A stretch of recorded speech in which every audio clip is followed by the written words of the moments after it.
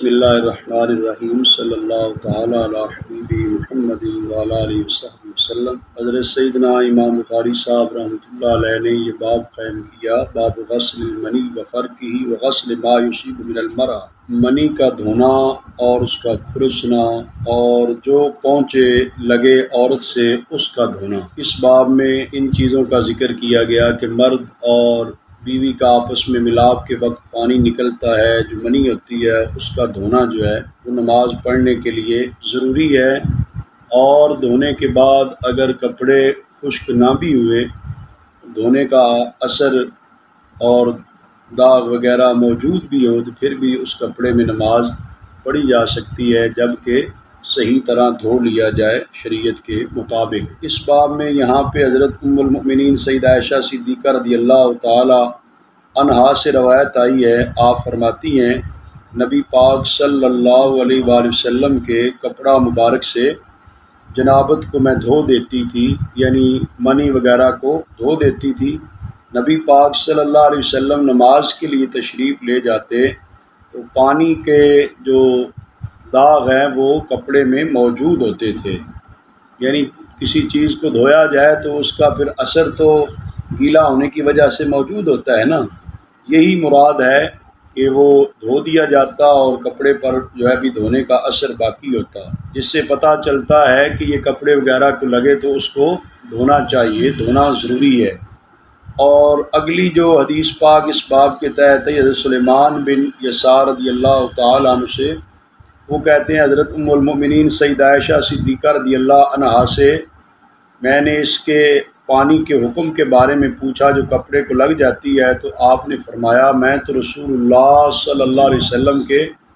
کپڑا مبارک سے دھو دیا کرتی تھی، تو آقا حضور علیہ الصلوۃ والسلام نماز کے لیے تشریف لے جاتے، آثار الغسل فی ثوبہ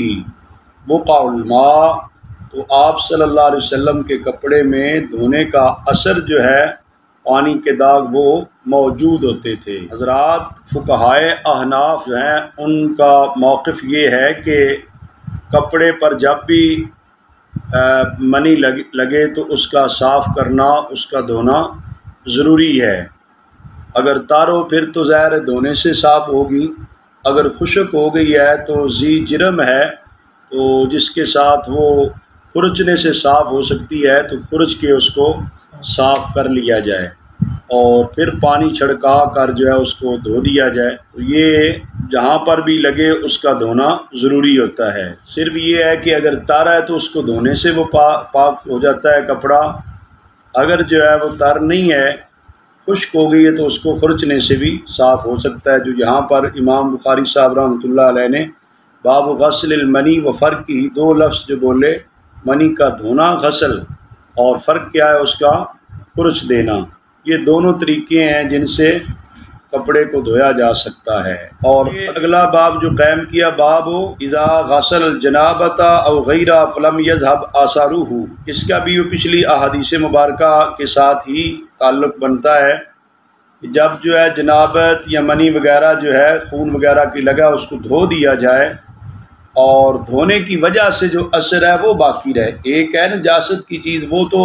ظاہر دور کریں گے تو کپڑا صاف ہوگا نا، اس کا جدا کرنا، اس کا سائڈ پہ کرنا تو ضروری ہے، اس کے بغیر تو صاف ہی نہیں ہوگا۔ لیکن یہاں پر جو یہ ہے فلم یذهب آثارہ، اس کا اثر باقی رہے، تو اثر سے مراد یہ ہے کہ کپڑے کو دھویا تو وہ گیلا تو ابھی ہے، اس پہ پتہ تو چل رہا ہے کہ دھویا ہوا ہے، اس طرح کا اثر باقی رہنے کی وجہ سے کپڑے کو ناپاک نہیں کہیں گے۔ تو اس کے آخری راوی بھی حضرت سلیمان بن یسار رضی اللہ تعالی عنہ جو ہے وہ اس کپڑے کے بارے میں جس کو جنابت یعنی منی لگ جائے پوچھا، تو انہوں نے فرمایا کہ حضرت ام المؤمنین سیدہ عائشہ صدیقہ رضی اللہ عنہا تو فرماتی کہ میں اس کو رسول اللہ صلی اللہ علیہ وسلم کے مبارک کپڑے سے دھو دیا کرتی، پھر نبی پاک صلی اللہ علیہ وآلہ وسلم نماز کے لیے تشریف لے جاتے تو دھونے کا اثر جو ہے یعنی پانی کا داغ وہ موجود ہوتا ہے۔ اگلی روایت میں بھی یہ حضرت ام المؤمنین عائشہ صدیقہ رضی اللہ عنہا، چاروں احادیث مبارکہ جو ہیں یہاں پر جو آئی ہیں آخری راوی وہی بنتی ہیں۔ آپ فرماتی ہیں انہا کانت تغسل المنی من ثوب النبی صلی اللہ علیہ وسلم، فرماتی ہیں میں منی کو نبی پاک صلی اللہ علیہ وسلم کے کپڑے سے دھو دیا کرتی، پھر میں دیکھتی تھی کپڑے میں بقع او بقع، بقعتن او بقع یعنی داغ یا کچھ زیادہ داغ، ایک یا زیادہ داغ موجود رہتے تھے۔ تو اس سے پتہ چلتا ہے کہ جہاں پر یہ لگے اس کو صاف کرنا ضروری ہے۔ کوئی ایک ایسا واقعہ بھی نہیں ملتا، کوئی ایک ایسی روایت بھی نہیں ملتی جس میں کپڑے پر لگی رہے اور نماز پڑھی گئی ہو، ایسا کوئی واقعہ بھی، جس سے پتہ چلتا ہے کہ منی ناپاک ہے اور یہ کپڑے کے ساتھ لگے تو اس کو دھو دینا ضروری ہے۔ حضرت سیدنا امام بخاری صاحب رحمۃ اللہ علیہ نے اگلا جو باب قائم کیا، باب ابوال الابل والدواب والغنم ومرابدیا، اونٹ اور چپائے اور بکریاں ان کا پیشاب، اس حوالے سے ومرابدیا اور ان کو باندھنے کی جگہ، جو رکھنے کی جگہ، جو باڑے ہوتے ہیں ان کے حوالے سے ان کا حکم کیا ہے۔ اور حضرت امام بخاری صاحب رحمۃ اللہ علیہ نے اس ترجمۃ الباب میں ہی حضرت ابو موسیٰ اشعری رضی اللہ تعالیٰ عنہ کے حوالے سے لکھا، صلی ابو موسیٰ فی دار البرید، کہ حضرت ابو موسیٰ اشعری رضی اللہ تعالیٰ عنہ نے دار برید میں نماز پڑھی، جو کوفہ میں ایک جگہ کا نام ہے جہاں پر جو ہے وہ قاصد اور ڈاکیہ پیغام رساں جو ہے وہاں پر ٹھہرا کرتے، والسرقین اور جہاں پر گوبر وغیرہ تھا وہاں پر جو ہے نماز پڑھی حضرت ابو موسیٰ اشعری رضی اللہ تعالیٰ عنہ نے۔ والبریۃ الی جنبی، جب کہ صحرا اور میدان جو ہے وہ ساتھ پہلو میں موجود تھا۔ سمجھ آ رہی ہے؟ یہاں پر وہ گوبر تھا اور دار برید اس جگہ پر نماز پڑھی ہے، جب کہ ساتھ جو ہے وہ وہاں پر جو ہے میدان موجود تھا، تو آپ نے فرمایا ہاؤنا وسما سوا، یہاں اور وہاں برابر ہی ہے، یہاں اور وہاں نماز پڑھنا برابر ہی ہے۔ تو اس سے بعض اگرچہ اہل علم نے ایسی رائے لی کہ یہ جو معقول اللحم ہوتے ہیں، جانور جن کا گوشت کھایا جاتا ہے، ان کا پیشاب کے پاک ہونے کے حوالے سے،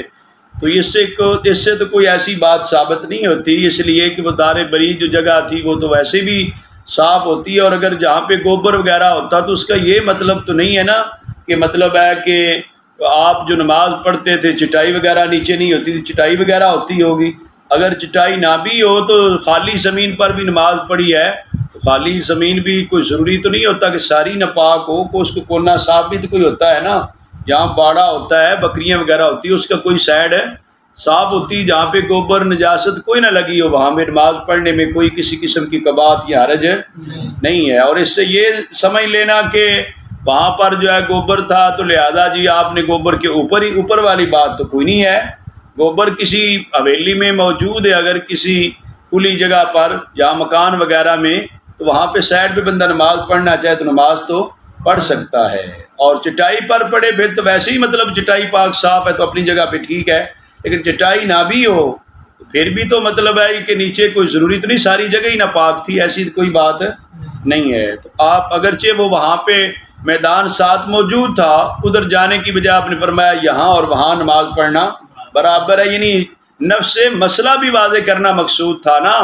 کہ کوئی آدمی یہ نہ سمجھے کہ اگر یہاں پہ قریب ہی گوبر پڑا ہے تو اس حویلی میں نماز پڑھنے کے بارے میں کوئی کہے جی ناجائز ہوگی، تو ناجائز تو نہیں ہے نا، نماز پڑھی جا سکتی ہے نا۔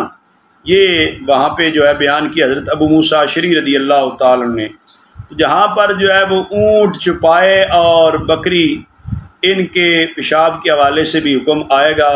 اور یا اس کے تحت جو حدیث پاک آئی ہے، ویسے تو مطلب ہے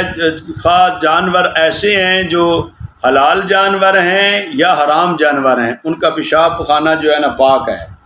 گوشت کھایا جاتا ہے یا گوشت نہیں کھایا جاتا، دونوں کے کیا ہے پیشاب پخانہ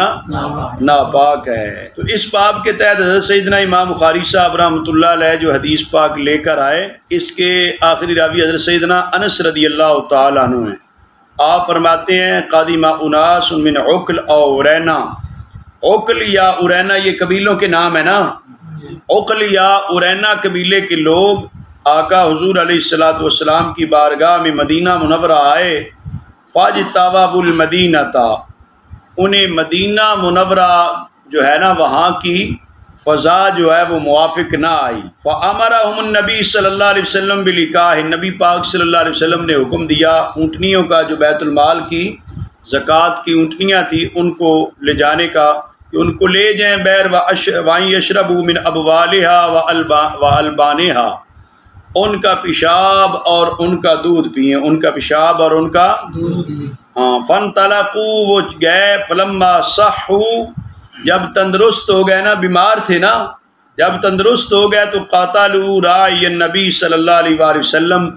ان ظالموں نے نبی پاک صلی اللہ علیہ وسلم کے جو چروائے تھے اس کو قتل کر دیا معاذ اللہ، اور جو جانور تھے ان کو ہانک کے لے گئے۔ فجال خبر فی اول النہار، تو یہ خبر نبی پاک صلی اللہ علیہ وسلم کی بارگاہ میں دن کے شروع میں پہنچ گئی۔ فبعث فی آثارہم، نبی پاک صلی اللہ علیہ وآلہ وسلم نے ان کے پیچھے لوگوں کو بھیجا۔ فلما ارتفع النہار جیء بہم، جب دن چڑھ گیا، دن چڑھا تو پکڑ کے لائے گئے۔ فامر، نبی پاک صلی اللہ علیہ وسلم نے حکم دیا تو ان کے ہاتھ اور پاؤں کاٹے گئے، ہاتھ اور پاؤں کاٹے گئے۔ وسمرت اعینہم، ان کی آنکھوں میں جو ہے نا سلائی گرم کر کے ڈالی گئی۔ والقوا فی الحر، اور انہیں پتھریلی زمین پر پھینک دیا گیا۔ یستسقون، وہ پانی مانگتے تھے، فلا یسقون، انہیں سیراب نہیں کیا جاتا۔ حضرت ابو قلابہ رضی اللہ تعالی عنہ جو اس حدیث پاک کے راوی ہیں حضرت انس سے، جنہوں نے روایت لی ہے، وہ فرماتے ہیں فہؤلاء، ان ظالموں نے کیا کیا تھا، سرقوا، ایک تو چوری، اور وقتلوا، اور قتل بھی کیا چروائے کو، وکفروا بعد ایمانہم، اور ایمان کے بعد یہ کافر بھی ہو گئے تھے، مرتد بھی ہو گئے تھے، وحاربوا اللہ ورسولہ، اللہ رسول سے جنگ کی۔ تو یہ ان کے جرائم ہیں، اتنے سنگین جرم ہے کہ ایک ایک جرم جو ہے وہ یہ سلیگ تھا کہ ان کو قتل کر دیا جاتا، اتنے سنگین قسم کے ان کے جرم ہیں۔ تو اس حدیث پاک کو حضرت امام بخاری صاحب رحمۃ اللہ علیہ لے کر آئے، اور یہاں سے کچھ اہل علم سمجھتے ہیں کہ جو ہے اونٹنیوں کے پیشاب بھی پینے کی جو ہے نا انہیں بطور علاج، بطور دوا اور علاج جو ہے وہ پیشاب پینے کا انہیں کہا گیا، جس سے پتہ چلتا ہے کہ ناپاک چیز جو ہے اس سے علاج کیا جا سکتا ہے۔ سمجھ آ رہی ہے؟ جب کہ یہ ٹھیک نہیں ہے، اس لیے کہ ناپاک چیز جو ہے اس کا استعمال منع ہے، حرام ہے، اور شفا کا کوئی جو ہے وہ اس کے حرمت یقینی ہے کہ یہ حرام چیز ہے، پیشاب کے ناپاک ہونے کی حرمت یقینی ہے، جبکہ اس سے کوئی آدمی علاج کر کے شفا سمجھتا ہے تو شفا جو ہے وہ ظنی ہے، یقینی،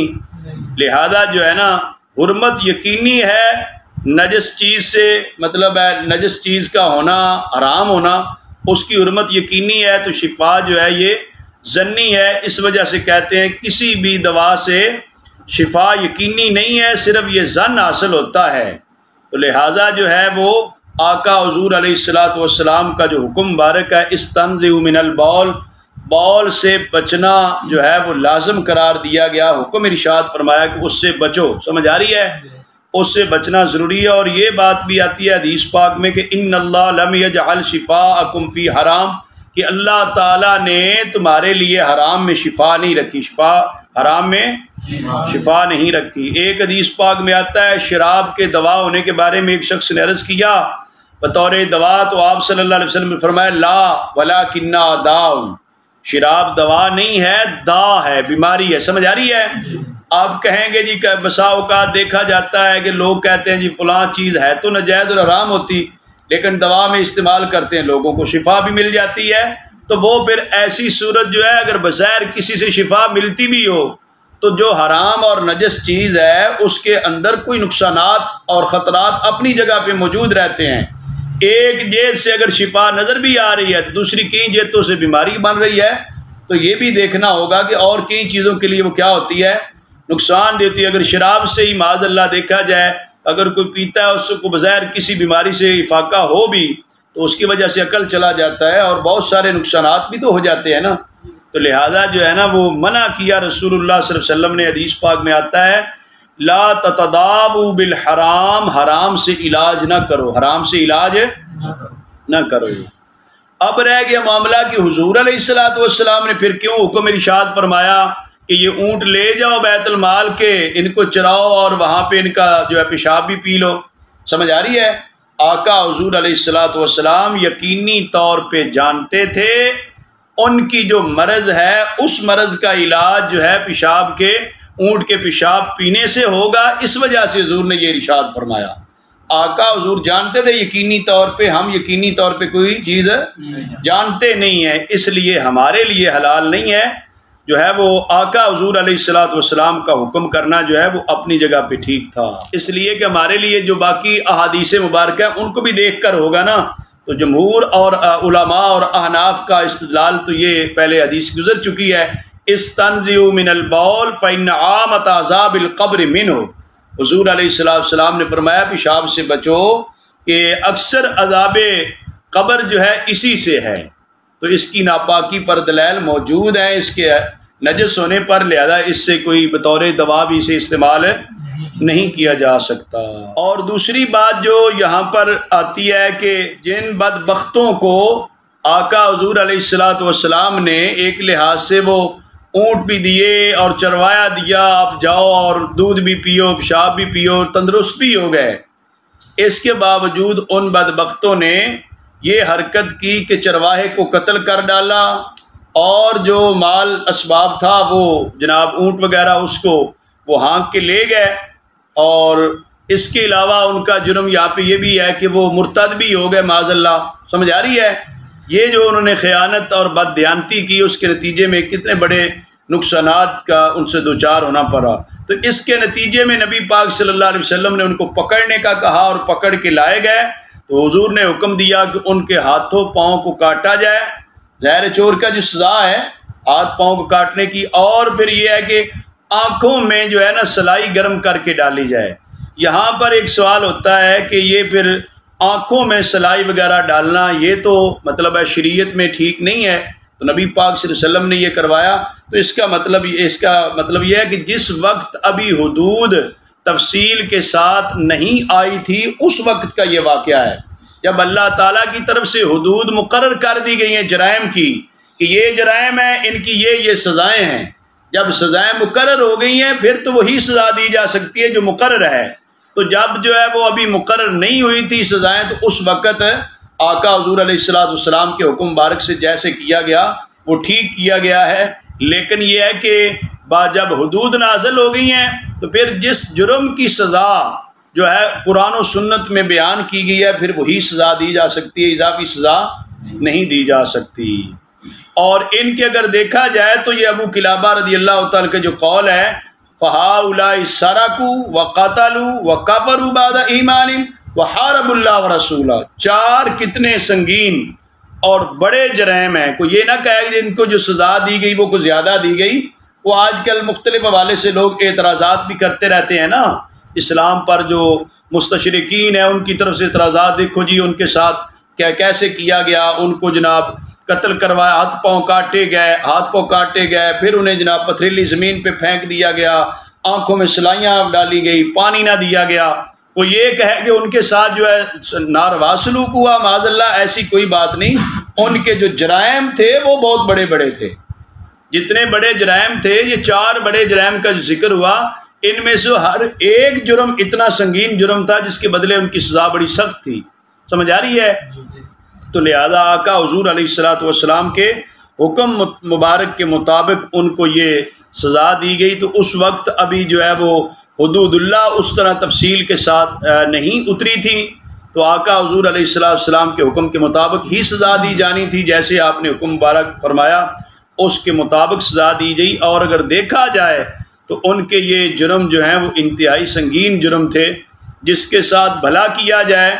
اس کو اونٹ بھی دیے جائیں، چروایا دیا جائے، اور بظاہر اس کی مرض کا علاج بھی کر دیا جائے، تندرست بھی ہو جائے، اس کو تو شکرانہ ادا کرنا چاہیے تھا۔ جن کو شکرانہ ادا کرنا چاہیے تھا انہوں نے الٹا ظلم کیا، چروایا کو قتل کر دیا، مال لوٹ کے لے گئے، یہ تو مطلب ہے بہت بڑا جرم کر دیا نا انہوں نے۔ آگے پھر یہ ہے کہ مرتد بھی ہو گئے، دین اسلام کو چھوڑ گئے، اللہ رسول کو اعلان جنگ کر لیا معاذ اللہ، تو اس کے بدلے میں مطلب ان کو یہ سزائیں دی گئی۔ حضرت سیدنا امام بخاری صاحب رحمۃ اللہ علیہ نے اسی باب کے تحت جو دوسری حدیث پاک ذکر کی ہے، اس کے آخری راوی بھی حضرت سیدنا انس رضی اللہ تعالیٰ عنہ، وہ فرماتے ہیں کان النبی صلی اللہ علیہ وآلہ وسلم یصلی قبل ان یبنی المسجد فی مرابد الغنم، کہ نبی کریم صلی اللہ علیہ وآلہ وسلم مسجد کے بنانے سے پہلے نماز پڑھتے تھے فی مرابد الغنم، بکریوں کے باڑے میں، بکریوں کے بکریوں کے باڑے میں۔ ایک روایت میں بکریوں کے باڑے میں نماز پڑھنے کا کہا گیا، اونٹ کے باڑے میں نہ کہا گیا، تو اس سے کوئی یہ مسئلہ نہ سمجھے کہ اونٹ یا بکری کے پیشاب میں حکم میں فرق ہے۔ حکم میں کوئی فرق نہیں ہے، دونوں حلال جانور بھی ہیں، دونوں کا پیشاب ناپاک ہے، سمجھ آ رہی ہے؟ صرف فرق اتنا ہوتا ہے کہ بکری بیچاری جو ہے وہ اتنی ضرر دینے والی نہیں ہوتی، خطرناک نہیں ہوتی، وہ اس کے باڑے میں سائڈ پہ جگہ صاف ایک بندہ نماز پڑھ رہا ہے تو دوران نماز وہ ٹینشن نہیں دیتی، جبکہ اونٹ جو ہے وہ کئی بار جو ہے وہ خطرناک بھی ہو جاتا ہے، اس کی حالت بگڑ بھی جاتی ہے، اس وجہ سے قدرے نماز پڑھتے وقت ایسی صورتحال بن جائے تو پھر نماز کے خشوع و خضوع میں بھی فرق آ جاتا ہے۔ اس وجہ سے آقا حضور علیہ السلام نے حکم فرمایا کہ بکریوں کے باڑے میں نماز پڑھ لی جائے اور اونٹ کے باڑے میں نماز، اس وجہ سے نہیں ہے کہ کوئی نجاست میں فرق ہے، نجاست تو دونوں کی نجاست ہی ہے، سمجھ آ رہی ہے؟ اور جو نماز حضور علیہ السلام نے پڑھی یا پڑھنے کا کہا گیا تو وہ کوئی نجاست والی جگہ پہ نماز پڑھنے کی اجازت نہیں دی گئی، اور باڑے کے اندر بھی تو صاف جگہ موجود ہوتی ہے نا۔ آج جو جانوروں کے فارم بنے ہوئے ہیں، اب ان فارم کو دیکھیں تو وہ تو اتنے پاک صاف ہوتے ہیں جس کا کوئی اندازہ ہی نہیں ہے، جہاں پہ جانور ہیں اس کے علاوہ باقی تو انہوں نے مطلب اتنے اعلیٰ فرش لگائے ہوتے ہیں، بڑی صفائی کی ہوتی ہے نا، تو لہٰذا جو ہے صاف جگہ پہ نماز پڑھنے کا جو ہے نا وہ ذکر ہے، ناپاک جگہ پہ نماز پڑھنے کا کہیں بھی ذکر نہیں ہے۔